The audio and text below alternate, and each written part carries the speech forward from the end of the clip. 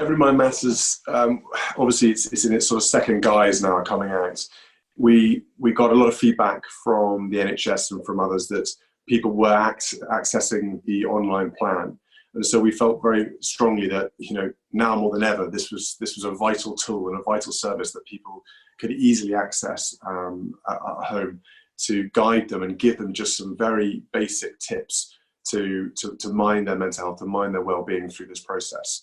And I think, again, staying connected, staying positive and being able to talk to friends and family is so crucial. And having just some tips and some ideas as to how to tackle some of this strange feelings and difficult circumstances that we're finding ourselves in is really, really important, just to nudge us through these next few weeks.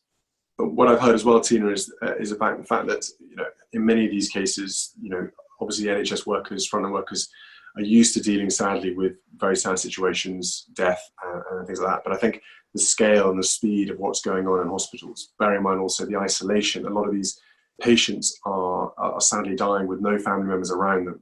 And I think for the NHS frontline workers, that is very difficult, because they are there right next to the bedside, looking after and caring for each and every patient who's in a critical condition.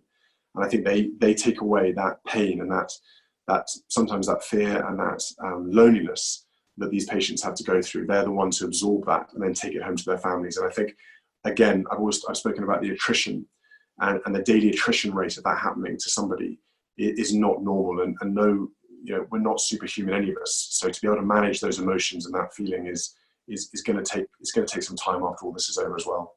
What we're seeing now is the NHS and the frontline workers doing the most extraordinary job, and that's really come to the forefront in the last a few weeks. And I think it's going to dramatically change how we all value and see our frontline workers.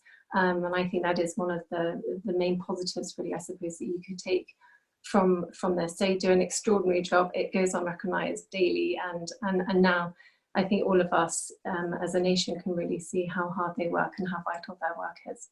It's amazing. And what I love also is that he's a 99-year-old war vet. He's been around a long time, knows everything, and it's wonderful that everyone kind of is being inspired by his story and his determination. So I think he's a one-man fundraising machine, and God knows what the final total will be. But good on him. I hope he keeps going.